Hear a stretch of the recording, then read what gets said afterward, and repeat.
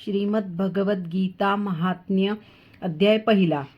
श्री पार्वती म्हणाली, भगवन आपल्याला सर्व तत्वे ज्ञात आहेत.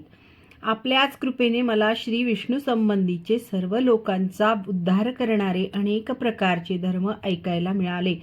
हे देवाधिदेवा, आता मला श्रीहरींच्या ठाई भक्ती वाढविणारे गीतेचे महात्म्य ऐकण्याची इच्छा आहे. तरी कृपा करून आपण ते मला सांगावे.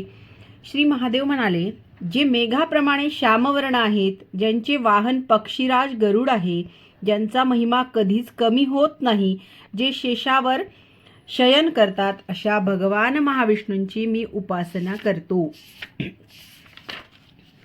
एकदा मूर दैत्याला मारणारे भगवान विष्णू शेषाच्या रमणीय शय्येवर आरामात पहुडले होते. त्यावेळी सर्व लोकांना आनंद देणाऱ्या लक्ष्मी देवीने आदरपूर्वक विचारले, भगवन, आपण सर्व जगाचे पालन करते असूनही आपल्या ऐश्वर्याची उपेक्षा करून ह्या क्षीरसागरात कशी काय झोप घेत आहात? श्री भगवान म्हणाले, देवी, मी झोप नाही घेत, तर तत्वदर्शी अंतर्दृष्टीने स्वतःच्याच ईश्वरी तेजाचा साक्षात्कार करीत आहे. योगीजन कुशाग्र बुद्धीने ज्याचे आपल्या अंतःकरणात दर्शन घेतात, मीमांसक ज्याला वेदांचे सार आहे असे निश्चयाने सांगतात, तेच हे माहेश्वर तेज असून ते एकमेवा द्वितीय अजर प्रकाश स्वरूप सर्वात्मा रोग शोकरहित अखंड आनंद कंद निश्चल व द्वैतरहित आहे. तेच या साऱ्या विश्वाचे जीवन आहे. मी त्याचाच अनुभव घेत असतो, त्यामुळेच तुला मी झोप घेतो असे वाटते. श्री लक्ष्मी म्हणाली, ऋषिकेशा, आपणच तर योग्यांचे ध्येय आहात. असे असून आपल्याखेरीज ध्यान करण्याजोगे दुसरे एखादे तत्व आहे हे ऐकून मी तर बुचकळ्यात पडले. या चराचर जगताची उत्पत्ती, स्थिती आणि संहार करणारे आपणच आहात. आपण सर्व समर्थ आहात. असे असूनही जर आपण त्या परमतत्वाहून निराळे असाल तर त्या परमतत्वाचा बोध मलाही करून द्या ना. श्री भगवान म्हणाले, प्रिये, आत्मा हा द्वैत अद्वैत भाव अभाव आदी अंत यांनी रहित आहे. तो परमानंद स्वरूप असून शुद्ध ज्ञानाच्या प्रकाशात त्याचा साक्षात्कार होतो. त्याच्यासारख्या सुंदर कोणीच नाही. तेच माझे ईश्वरी रूप आहे. त्या आत्म्याचे एकमेवा द्वितीय स्वरूपच प्रत्येकाने जाणून घेतले पाहिजे. गीतेमध्ये हेच सांगितले आहे. तेजस्वी भगवान विष्णूंचे हे बोलणे ऐकून लक्ष्मी देवीला शंका येऊन तिने विचारले, भगवन, जर आपले स्वरूप स्वतःच परमानंद स्वरूप व मन वाणीला न कळणारे आहे, तर गीतेने तरी त्याचे ज्ञान कसे करून दिले? आपण माझ्या या शंकेचे निवारण करा. श्री भगवान म्हणाले, सुंदरी, ऐक, गीतेत माझे रूप कसे आहे ते सांगतो. गीतेचे पहिले 5 अध्याय ही माझी 5 मुख्ये आहेत.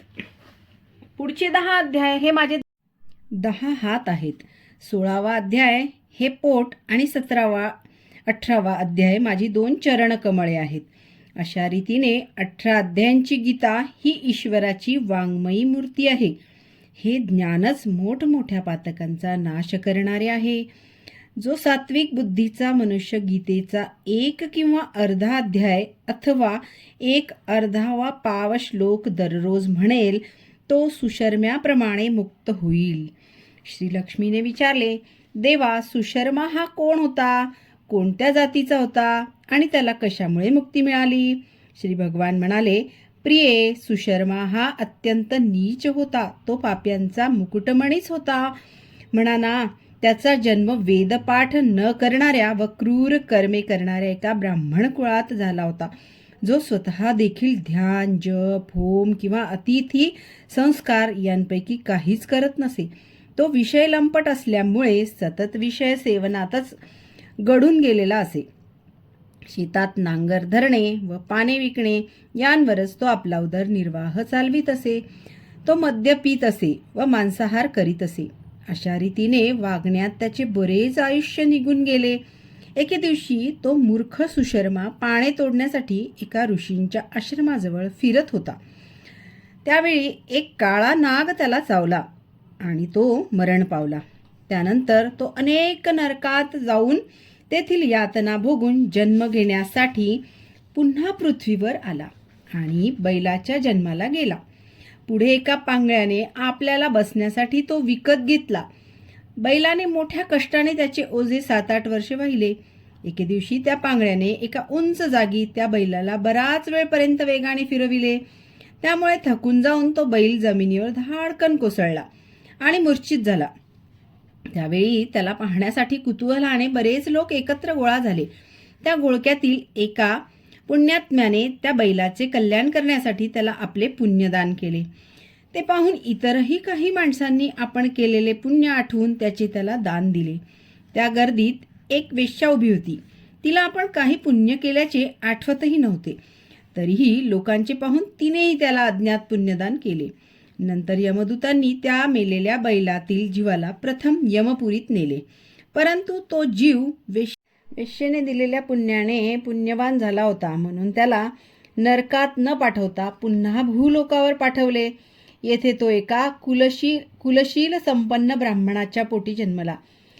विशेष म्हणजे त्याला त्यावेळी आपल्या पूर्वजन्माचे स्मरण होते. मोठा झाल्यानंतर आपले कल्याण ज्या पुण्याईमुळे झाले ते पुण्य कोणते हे जाणून घेण्यासाठी तो पुण्यदान करणाऱ्या त्या वेश्येच्या घरी आला व तिला त्याने विचारले, बाई ग, तू मेलेल्या बैलासाठी कोणते पुण्यदान केले होतेस? वेश्या म्हणाली, तो पिंजऱ्यात बसलेला पोपट रोज काहीतरी म्हणत असतो.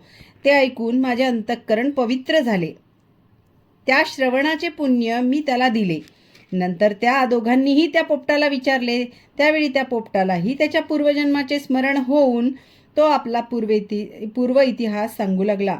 पोपट म्हणाला, पूर्वजन्मी मी एक विद्वान होतो, परंतु विद्वत्तेचा मला अतिशय गर्व होता. माझी आसक्ती आणि द्वेष इतका वाढला होता की मी गुणी विद्वानांचाही मत्सर करीत असे. नंतर यथाकाल माझा मृत्यू झाला. त्यानंतर अनेक नीच योनीत माझे जन्म झाले. होता होता मी या लोकी पोपट होऊन जन्माला आलो. सद्गुरूंची मी खूप निंदा केल्यामुळे मला हा जन्म आला. मी पापी असल्यामुळे लहानपणीच माझे मातापिता मरण पावले. एका उन्हाळ्यात मी तापलेल्या वाटेवर पडलो होतो. तेथून काही दयाळू ऋषींनी मला उचलून आश्रमात नेले व एका पिंजऱ्यात ठेवले. त्या आश्रमात अनेक महात्मे राहत होते. तेथे मला बोलायला शिकवण्यात आले. काही ऋषिकुमार तेथे मोठ्या श्रद्धेने गीतेचा पहिला अध्याय म्हणत होते. ते ऐकून मीही तेच वारंवार म्हणू लागलो. मध्यंतरी एका पारध्याने मला तेथून चोरून आणले. नंतर या बाईंनी मला विकत घेतले. पूर्वी मी हा पहिला अध्याय म्हणत होतो, त्यामुळे माझे पाप नाहीसे झाले. नंतर तोच अध्याय ऐकून ऐकून या बाईचे अंतःकरण शुद्ध झाले आणि या गीता श्रवणाचे पुण्य तिने बैलाला दिल्याने तो बैल झालेल्या पापी सुशर्म्याचेही पाप नाहीसे झाले. अशा रीतीने नंतर ती वेश्या, पोपट व ब्राह्मण आपापसात गीतेच्या पहिल्या अध्यायाच्या महात्म्यासंबंधी बोलत व त्याची स्तुती करीत आपापल्या घरी गीतेचा अभ्यास करू लागले. होता होता भगवत कृपेने त्यांना ज्ञान प्राप्त झाले. म्हणून जो कोणी गीतेचा पहिला अध्याय म्हणतो, ऐकतो व त्याचा अभ्यास करतो, त्याला हा भवसागर पार करणे मुळीच कठीण नाही. जय श्री कृष्ण.